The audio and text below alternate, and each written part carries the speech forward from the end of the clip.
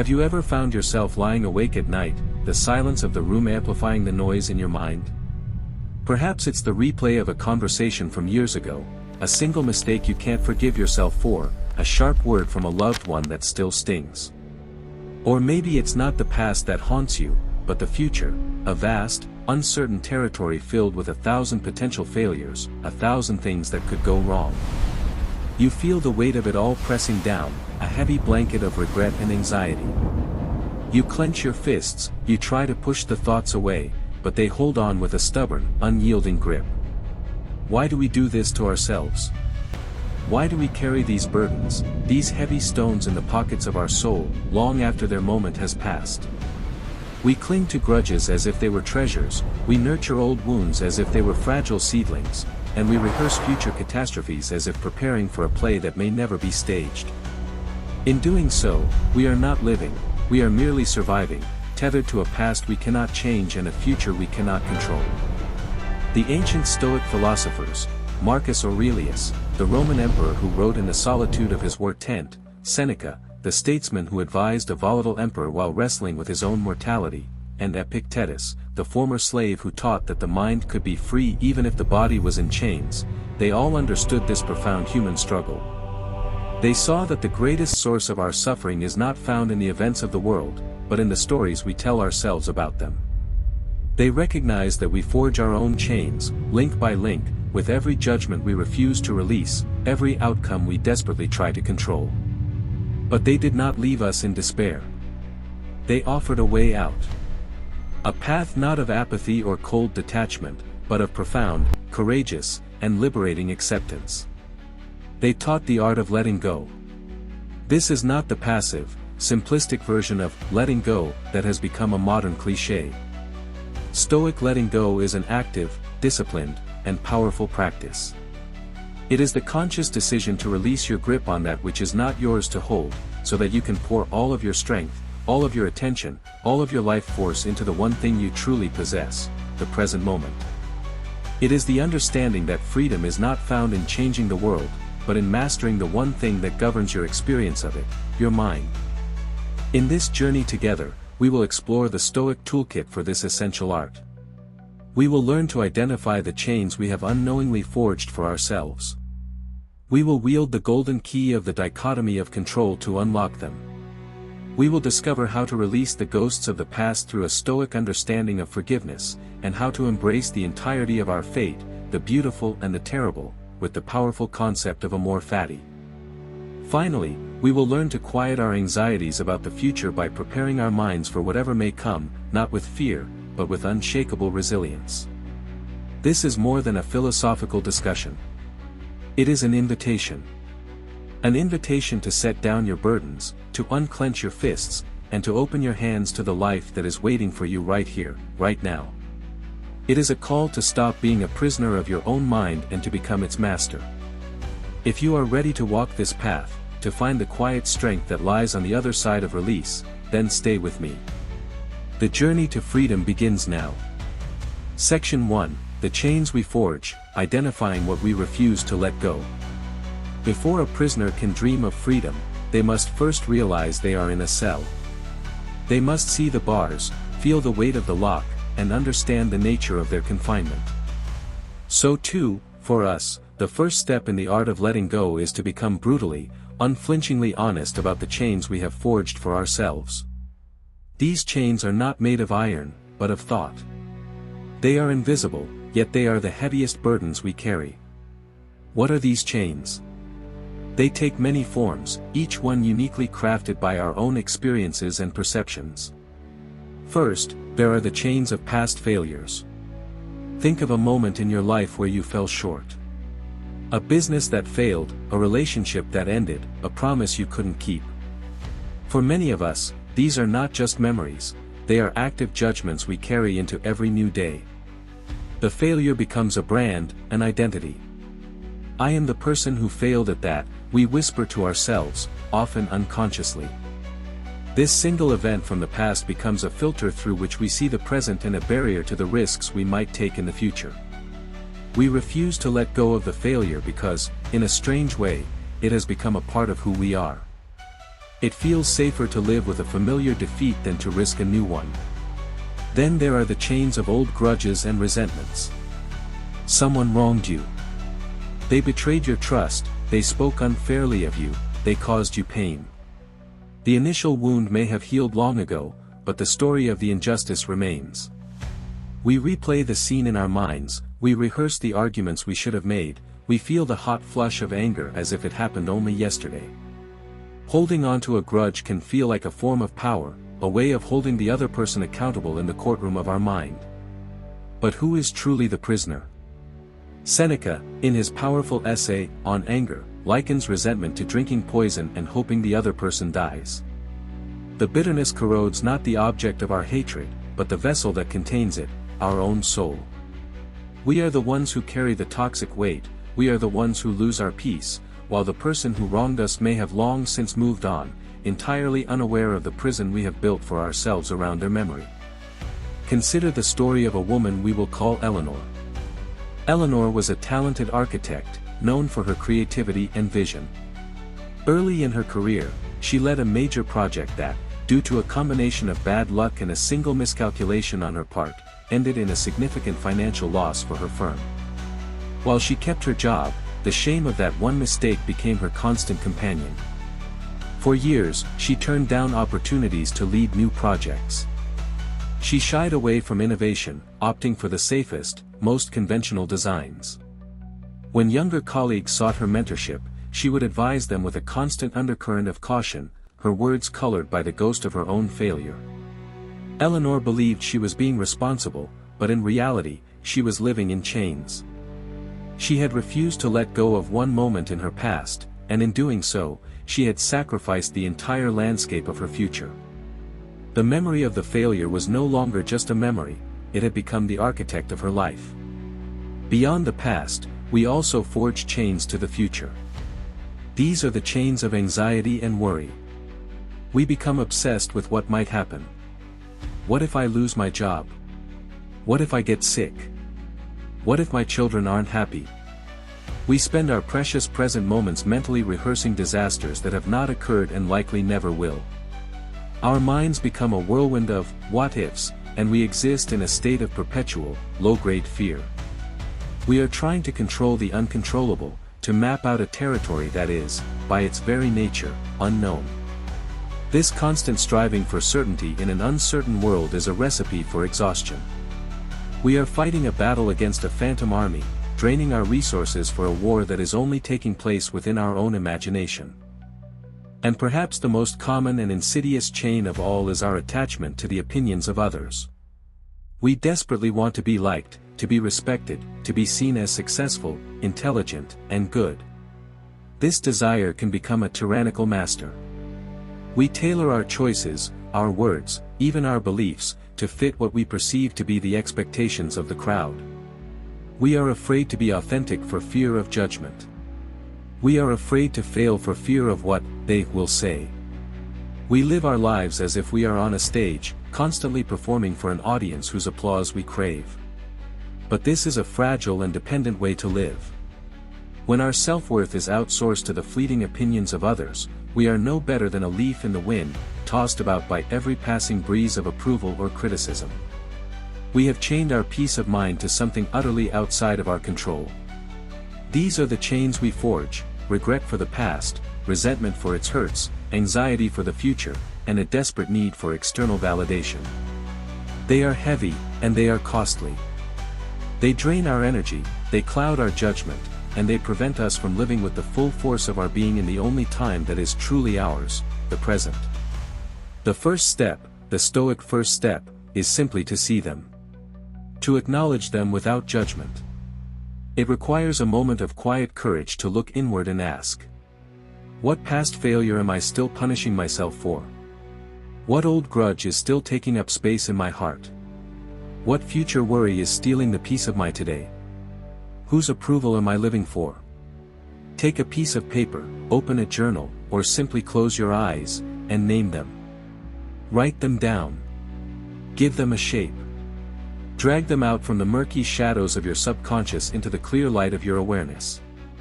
This act of identification is not an act of self-criticism. It is an act of liberation.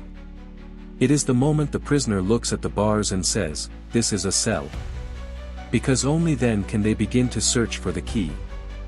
And the Stoics gave us a golden key, a master principle that has the power to unlock every one of these self-made prisons. It is known as the Dichotomy of Control. Section 2, the Dichotomy of Control, the Golden Key to Liberation. Imagine you are an archer.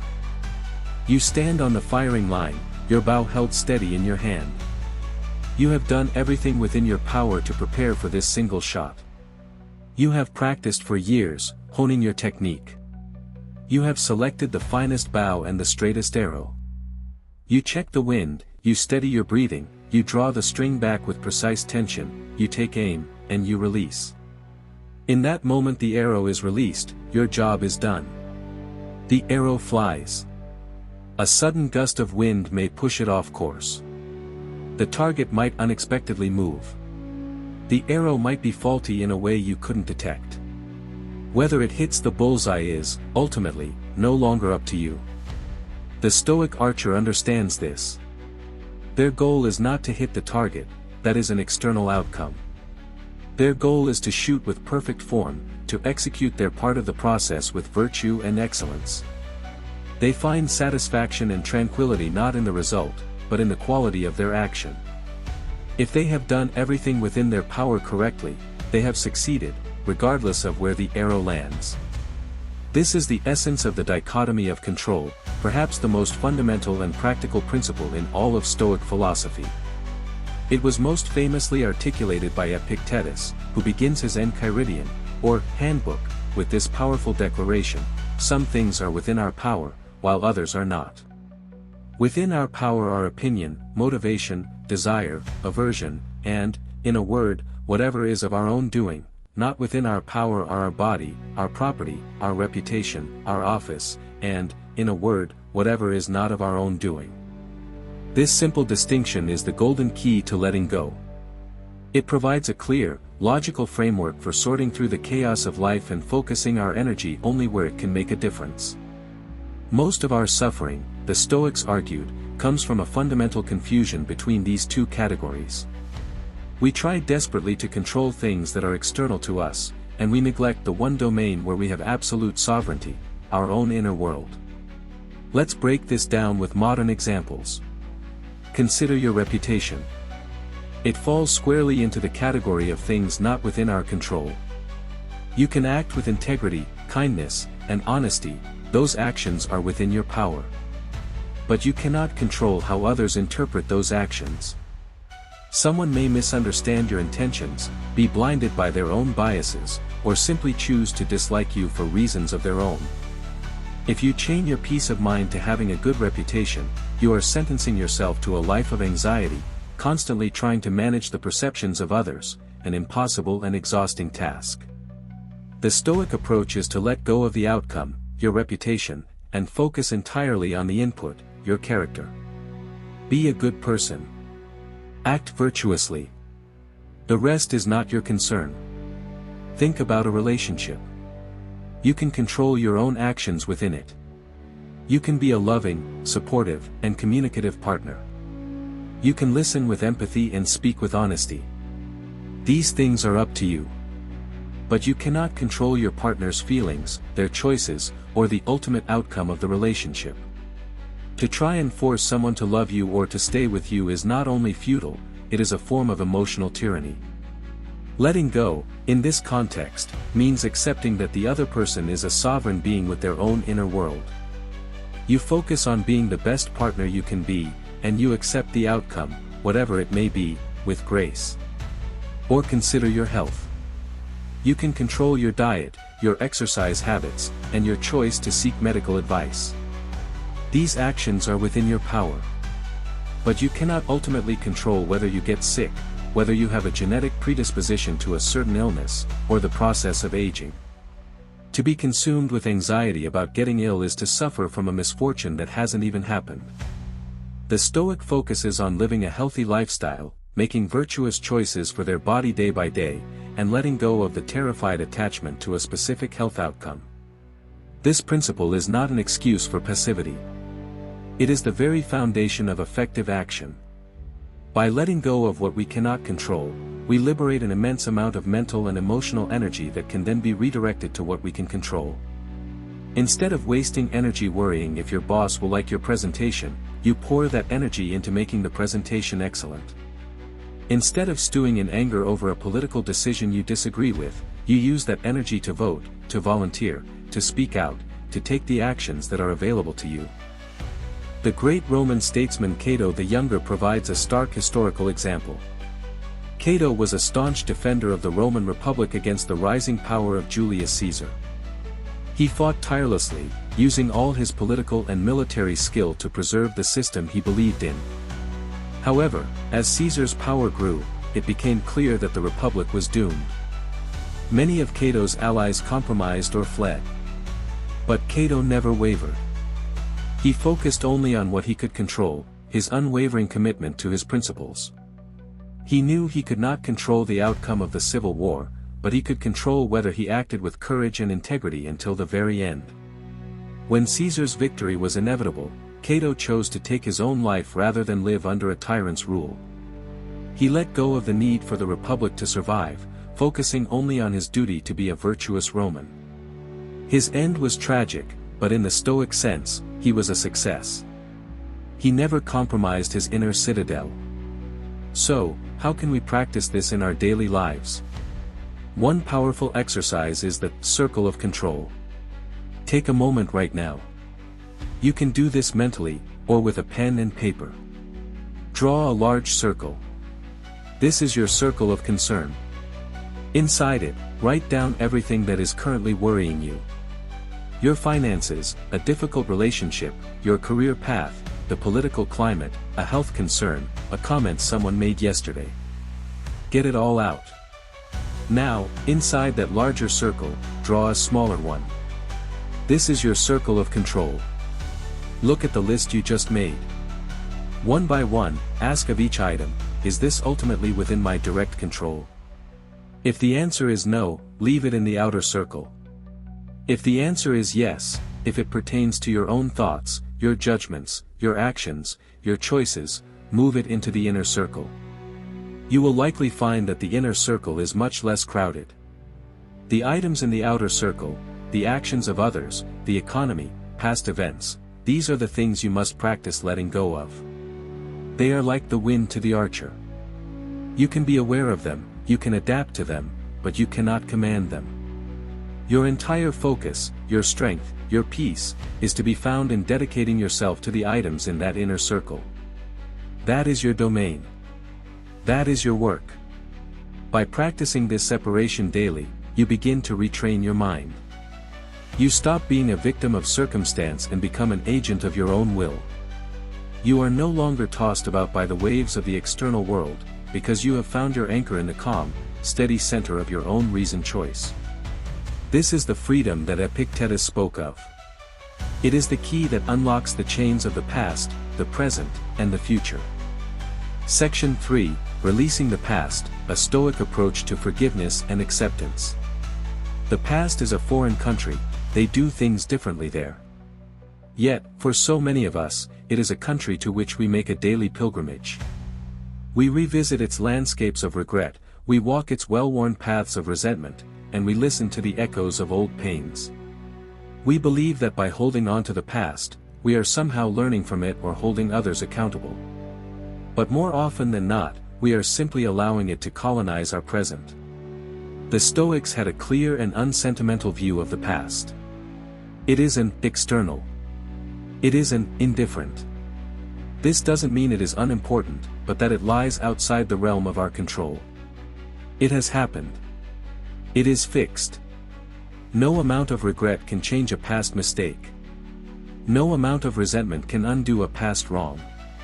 To spend our present energy wrestling with the unchangeable past is, in the Stoic view, the definition of insanity. The primary way the past holds us captive is through resentment and the refusal to forgive. When someone has hurt us deeply, the idea of forgiveness can feel like a betrayal of our own pain. It can feel like we are letting them get away with it. But the Stoics would reframe the question entirely. The act of forgiveness is not a gift you give to the person who wronged you. It is a gift you give to yourself. Seneca wrote extensively on the corrosive nature of anger. He saw it as a temporary madness, a destructive passion that harms the angry person far more than its target. Holding a grudge is like keeping a hot coal in your hand, intending to throw it at someone else. In the end, you are the one who gets burned. The resentment you carry is a poison you willingly drink every day. It clouds your judgment, steals your peace, and drains the vitality you could be using to build a better present. Forgiveness, from a Stoic perspective, is a profoundly selfish act. It is the rational decision to stop harming yourself for something someone else has already done. It is about reclaiming your inner territory. It is about saying, your past actions will no longer have power over my present tranquility. This does not mean you must forget what happened. It does not mean you must reconcile with the person or condone their actions. You can forgive someone and still choose to remove them from your life. Forgiveness is an internal process. It is the release of the emotional charge attached to a memory. The memory remains, perhaps as a lesson, but it is no longer an open wound. Consider the life of Nelson Mandela. He was unjustly imprisoned for 27 years, subjected to brutal conditions and stripped of his freedom during the prime of his life.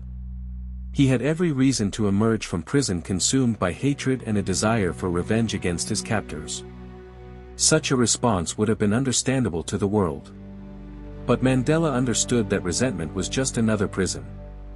He famously said, "As I walked out the door toward the gate that would lead to my freedom, I knew if I didn't leave my bitterness and hatred behind, I'd still be in prison." Mandela chose to let go. He chose forgiveness not as an act of moral superiority, but as an act of profound strategic wisdom. He knew that to build a new, unified South Africa, he could not be weighed down by the chains of the past. He had to be free, not just in body, but in mind and spirit. His ability to let go of decades of injustice is one of the most powerful testaments to the liberating force of forgiveness. Letting go of the past also means forgiving ourselves. This can often be the hardest forgiveness of all. We are our own harshest critics, replaying our mistakes on an endless loop, berating ourselves for not knowing then what we know now. But this self-flagellation is useless. It serves no purpose other than to keep us small and afraid. The Stoic approach to past mistakes is practical. Acknowledge the mistake without drama. See it for what it was, an error in judgment based on the knowledge you had at the time. Extract the lesson. What can you learn from this that will make you wiser and more virtuous today? And once the lesson is learned, release the emotional burden of the mistake itself. You cannot change what you did, but you can change who you are now because of it. Your past does not define your character. Your present actions do. Let's try a short, practical reflection. I invite you to close your eyes, or simply soften your gaze. Bring to mind a past event that still holds a negative charge for you. It could be a mistake you made, or a hurt someone caused you. Don't dive into the story. Just allow yourself to feel the emotional echo of that event in your body. Notice where it resides.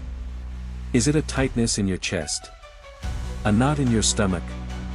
Now, without judgment, simply acknowledge it. Silently say to yourself, "This happened." The pain is real. Don't fight it or push it away. Just for a moment, let it be. Now, bring your awareness to your breath. Feel the simple, steady rhythm of your breathing, in and out. This breath is happening right now. This is the present moment. The memory is from the past. You are in the present. Visualize the emotional charge of that memory as a dark, heavy stone you are holding in your hand. You have been clenching it for a long time. It has become familiar. Now, make a conscious choice. Silently say to yourself, "I choose to stop carrying this weight. It no longer serves me." And as you exhale, visualize yourself opening your hand and letting the stone fall away. Watch it drop, receding into the distance until it is gone. Your hand may feel empty now. A bit strange. But it is also lighter. It is free. Free to hold the gifts of the present moment. Take one more deep breath. And when you are ready, open your eyes. This is not a one-time fix. Letting go of deep-seated pains is a practice. It requires returning to this choice again and again. But every time you consciously choose to release the past, you weaken its hold on you. You are retraining your mind to reside in the present, where your true power lies. You are accepting that the past is an unchangeable landscape, and you are turning your focus to the path that lies ahead, a path that can be shaped by the wisdom you've gained, free from the burdens you've chosen to set down. Section 4, Amor Fati, loving what is, not what could have been. We have explored letting go of the past. But what about the present? What about the circumstances of our lives that we did not choose and cannot change? The unexpected illness, the financial setback, the job loss, the simple, unalterable facts of our existence. It is one thing to accept these things, to tolerate them. It is another thing entirely to love them. This is the radical and transformative heart of the Stoic practice known as Amor Fati, a Latin phrase meaning, love of fate. While the term was popularized by the 19th century philosopher Friedrich Nietzsche, its spirit is deeply rooted in Stoic thought. Marcus Aurelius, in his Meditations, expressed it perfectly: a blazing fire makes flame and brightness out of everything that is thrown into it. Amor Fati is the practice of not just accepting everything that happens in your life, but embracing it as if you had chosen it yourself. It is the mindset that sees every event, good or bad, pleasurable or painful, as necessary, as fuel, as an integral and essential part of your journey. It is the ultimate act of letting go, for it is the release of the desire for reality to be anything other than what it is. This is a challenging concept. Our natural instinct when faced with adversity is to resist it, to complain about it, to lament, "Why did this have to happen to me?" We operate under the illusion that our life would be better if only this one thing were different. If only I hadn't gotten sick. If only I hadn't lost that job. If only this person hadn't left me. We live in a constant state of war with reality, a war we can never win. Amor Fati offers a different path. It invites us to say yes to life, in its totality. It asks us to look at the obstacle, the pain, the setback, and instead of saying, "This is a problem," we learn to say, "This is my path. This is my material. This is what I have to work with." Let's be clear, this is not toxic positivity. It is not about pretending that pain doesn't hurt or that tragedy isn't tragic. Stoicism is brutally realistic. Pain is real. Loss is real. The practice of Amor Fati does not deny the feeling, it transforms the meaning. It acknowledges the pain, but chooses to find purpose within it. It sees the obstacle not as the end of the road, but as the way itself. Imagine a person who is laid off from a job they held for 20 years. The initial response is likely fear, anger, and a sense of injustice. They could spend months, even years, lamenting their fate, resentful of their former employer, and paralyzed by the uncertainty. This is the path of resistance. Now, imagine that same person, after acknowledging the initial shock and pain, decides to practice Amor Fati. They look at the situation and say, "Okay. This has happened. It is now a fact of my life. I will not just accept it, I will love it. This event is the necessary catalyst I needed. For years, I was comfortable but unfulfilled. This jarring change is the opportunity to finally pursue the business I've always dreamed of starting, or to go back to school for a field I'm truly passionate about. This job loss is not the end of my story, it is the fiery crucible that will forge the next, stronger chapter." Do you see the shift? The event is the same. The power lies in the interpretation. The first person is a victim of fate. The second is a partner with it. They have taken what was thrown at them and used it as fuel for their own fire. This mindset is one of the most powerful tools for building resilience. When you practice Amor Fati, you become psychologically unbreakable. Nothing can be a true catastrophe, because you have resolved to see everything as a potential source of strength and growth. A difficult person is not an annoyance, they are a teacher in the art of patience. A failure is not a final verdict, it is a valuable lesson in what doesn't work. A painful loss is not just an absence, it is a profound reminder of the preciousness of what remains. How do we begin to cultivate this mindset? It starts with language. Pay attention to the way you talk about the events in your life. Catch yourself when you start to say, "This is terrible," or "I can't believe this is happening." Try replacing it with a simple, neutral phrase, "This is what is happening." This creates a small space between the event and your judgment of it. The next step is to actively look for the opportunity within the obstacle. Ask yourself the question Marcus Aurelius implicitly asked, "How can I use this? How can this frustration be used to practice calm? How can this delay be used to practice mindfulness? How can this criticism be used to practice humility?" Every situation becomes a training ground for virtue. Finally, we can engage in a reflective practice. At the end of each day, think back on one thing that did not go your way. A small annoyance or a major setback. Then, actively try to be grateful for it. Say to yourself, "I am grateful for that traffic jam, because it gave me 10 extra minutes to listen to a thought-provoking podcast. I am grateful for that difficult conversation, because it revealed an area in my relationship that needs attention." This is not easy. It runs contrary to our deepest-seated habits of complaint and resistance. But with consistent practice, it can fundamentally change your relationship with life. You stop seeing life as something that happens to you and start seeing it as something that happens for you. You let go of the exhausting struggle to make reality conform to your wishes, and instead, you learn to dance with reality as it is. This is the profound peace offered by Amor Fati. It is the freedom that comes from loving your whole story, with all its twists and turns, its triumphs and its tragedies. It is the ultimate letting go, the release of the idea that your life should be any different than it is. Section 5, Letting Go of the Future, Embracing Uncertainty with a Stoic Heart. We have addressed the burdens of the past and the challenges of the present. But for many, the heaviest chains are those that bind us to a future that does not yet exist. Anxiety is this chain.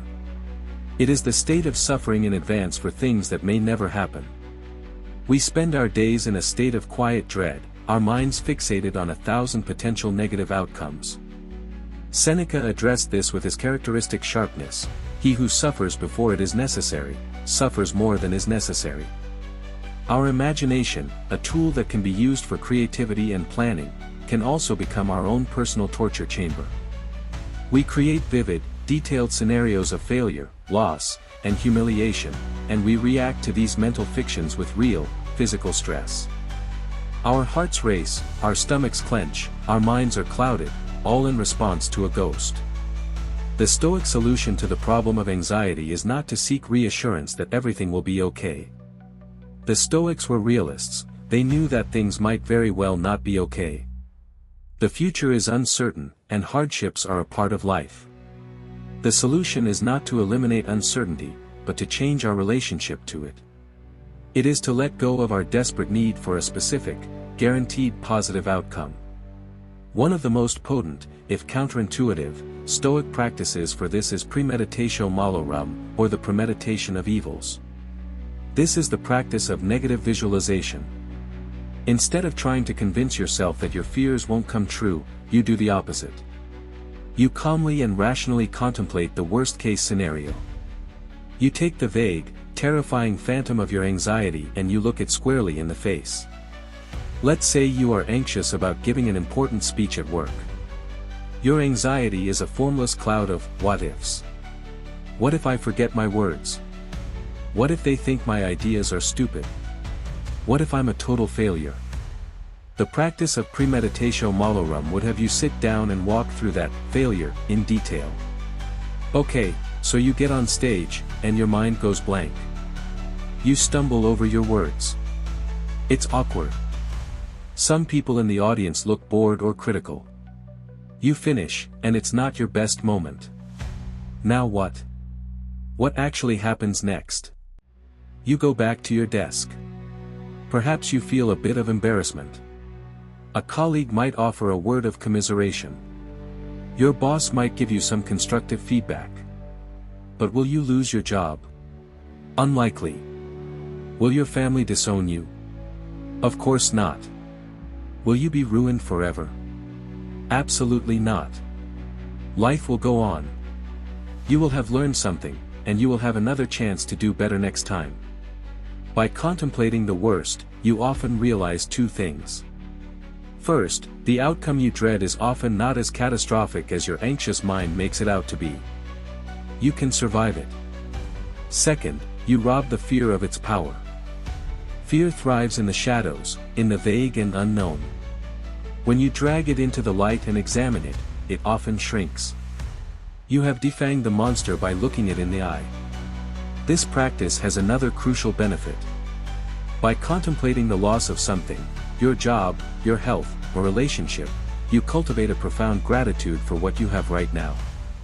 By imagining life without it, you are reminded not to take it for granted. This shifts your focus from future anxiety to present appreciation. Premeditatio malorum is the ultimate tool for letting go of our attachment to outcomes. When you have mentally prepared yourself for the worst, you are free to act in the present with courage and focus. You are no longer paralyzed by the fear of failure, because you have already faced that failure in your mind and recognized that you can handle it. Your goal shifts from, I must succeed at all costs, to, I will do my best, and I am prepared for any outcome. This is the posture of the Stoic sage, a calm heart in the face of an uncertain future. They plan for the future, they work towards their goals, but they do not tie their inner peace to the achievement of those goals. They understand that the only thing within their control is their effort and their character in the present moment. The rest, they let go of. Let's guide you through a brief exercise. Think of something you are currently anxious about. A future event that is causing you stress. Now, take a few moments to visualize the worst-case scenario. Don't let it be a vague, emotional storm. Be specific and rational. Imagine it happening. What would be the actual, concrete consequences? Write them down if it helps. Now, for each consequence, ask yourself, could I survive this? What resources, internal and external, do I have to deal with this? Think about your resilience, your friends, your family, your ability to learn and adapt. Recognize that even in this worst-case scenario, you still possess the power to choose your response. Your character remains within your control. Finally, bring your attention back to the present moment. Acknowledge that this worst case has not happened. Look around you and feel a sense of gratitude for the reality of this moment, for the things that have not been lost. By practicing this, you are not inviting disaster. You are building an inner fortress. You are training your mind to be resilient, to be grateful, and to be free. Free from the tyranny of, what if? You are learning to let go of the future, so that you can live fully, bravely, and peacefully in the now. Section 6, The View from Above, Letting Go of the Trivial Self. We have journeyed through the Stoic methods for letting go of the past, the present's hardships, and the future's uncertainties. There is one final perspective, one last powerful act of release that encompasses all the others. It is the practice of taking the view from above. This is a meditative exercise, mentioned frequently by Marcus Aurelius, with roots in Platonic thought. It is a tool for shifting our perspective from the personal to the cosmic, and in doing so, letting go of the obsessive importance we place on our own small dramas. Most of our days are spent in a state of intense self-focus. We are the main character in our own movie. Our worries, our desires, our slights, and our triumphs feel monumental. The argument we had this morning, the deadline we are facing, the social event we are anxious about, these things can consume our entire mental landscape. They feel like the most important things in the world, because at that moment, they are our entire world. The view from above is a deliberate shattering of this illusion. It is a guided journey of the imagination that radically alters our sense of scale. I invite you to try it now. Find a comfortable position. Close your eyes. Begin by picturing yourself, right where you are, in this moment. See the room around you, the building you are in, the street outside. Now, let your perspective begin to rise, as if you are floating upwards. See your entire neighborhood, your city or town spread out below you like a map. See the thousands, perhaps millions, of other lives unfolding, each person with their own story, their own struggles and joys. Your own life is just one point of light among many. Continue to rise higher. See your country, the continents, the vast, blue oceans. See the curve of the earth, a beautiful, swirling sphere of white clouds and deep blue, hanging in the blackness of space. From this vantage point, the borders and conflicts that seem so important on the ground are invisible. All of humanity is a single, interconnected presence on this one small planet. Now, pull back even further. See the moon, our silent companion. See the sun, a blazing star that dwarfs our world. See the other planets of our solar system, all circling that star in a silent, cosmic dance. Go further still. See our solar system as just one tiny spark within the vast, swirling spiral of the Milky Way galaxy, a galaxy containing hundreds of billions of other stars. And now, see that our galaxy is itself just one among hundreds of billions of other galaxies, scattered like dust across the unimaginable emptiness of the cosmos. Pause here, in this immense silence and stillness. Float in this cosmic ocean. From this perspective, bring to mind the worry that was consuming you earlier today. The argument. The deadline. The insult. See it from this vast distance. How important does it seem now? How much weight does it carry in the grand scheme of this infinite, unfolding universe? The problem hasn't vanished. But its scale has changed. It is a tiny ripple in an immeasurably vast ocean. The anger, the fear, the ego that felt so solid and important has become transparent, almost insignificant. Now, slowly, begin your return journey. Come back through the galaxies, back to our own Milky Way, back to our solar system, back to our beautiful blue Earth. Descend through the atmosphere, over the continents and oceans, back to your country, your city, back to the room where you are sitting. Come back into your body, feeling your breath, feeling the ground beneath you. When you are ready, open your eyes. This is the view from above. Marcus Aurelius practiced this to remind himself of the transience and relative insignificance of his own problems, even as the ruler of the known world. He wrote, "Think of the substance of all things, of which you have a very small share, and of the time of all things, of which a short and fleeting moment has been assigned to you, and of the works of destiny, in which you are how small a part." This exercise is the ultimate tool for letting go of the ego. It helps us release our grip on our petty grievances, our self-importance, and our anxieties. It cultivates a sense of connection to something much larger than ourselves, to humanity, to nature, to the cosmos itself. It does not make our lives meaningless, it places our meaning in a different context. It reminds us that our purpose is not to fret over our small dramas, but to play our small part in the great, cosmic drama with virtue, with grace, and with a sense of perspective. When you are caught in a moment of frustration or anger, take a moment to rise. When you are consumed by a worry, take a moment to see it from the stars. This practice will help you let go of the trivial, and hold fast to what is truly important, the quality of your character in the brief, beautiful moment that is your life. Conclusion, the unclenched hand.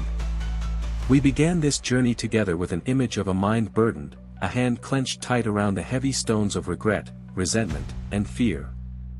Through the wisdom of the Stoics, we have explored a path to release. We have learned to see our self-forged chains with honest awareness. We have discovered the golden key of the dichotomy of control, which teaches us to pour our energy only into what is ours to command, our own choices, actions, and judgments. We have seen how to release the ghosts of the past through the rational and self-liberating act of forgiveness, and how to embrace the totality of our present circumstances with the fiery acceptance of Amor Fati. We have faced the uncertain future not with anxiety, but with the resilient preparation of premeditatio malorum. And finally, We have taken the view from above, allowing a cosmic perspective to dissolve our petty, ego-driven concerns. These are not mere intellectual concepts. They are tools. They are practices. They are a form of mental and spiritual training. Letting go, in the Stoic sense, is not a passive surrender. It is the result of disciplined, daily work. It is the conscious choice, made again and again, to release our futile war with reality. Imagine that hand, once clenched so tightly. What happens when it finally chooses to unclench? At first, it may feel strange, empty. The familiar weight is gone. But then, it begins to feel something else. Lightness. Flexibility. Freedom. An open hand cannot hold on to the stones of the past, but it is also now able to receive the gifts of the present. It can feel the warmth of the sun, it can hold the hand of a loved one, it can create, it can build. This is the life that awaits on the other side of letting go. A life not free from hardship, but free from the added suffering of our own making. A life where our energy is not wasted on fighting the unchangeable, but is instead focused with laser-like precision on being the best person we can be, right here, right now. A life of tranquility, not because the seas around us are always calm, but because we have built an unshakable anchor within. The Stoic path is a lifelong journey, not a final destination. There will be days when you find yourself clenching that fist again, when an old resentment flares up, or a new anxiety takes hold. Do not despair. This is part of the practice. The goal is not perfection, but progress. The goal is simply to notice when you are clenching, and to gently, intentionally, choose to open your hand once more. Your journey to inner freedom is in your hands. The tools have been laid out before you. The choice, as always, is yours. You have the power to set down your burdens. You have the power to stop being a prisoner of your own mind. You have the power to live with the profound peace and strength that comes from letting go. So, I invite you to make a commitment, a declaration to yourself. In the comments below, share one thing, one burden, one grudge, one worry, that you are choosing to let go of today. Let this be your first act of unclenched freedom. Let us create a community of intention, supporting each other on this path. And if this message has resonated with you, if you feel the call to continue this journey of building a resilient and tranquil mind, then like this video, and subscribe to Be Audio. We are here to walk this path with you, to explore the timeless wisdom that can help us navigate the challenges of modern life with ancient strength.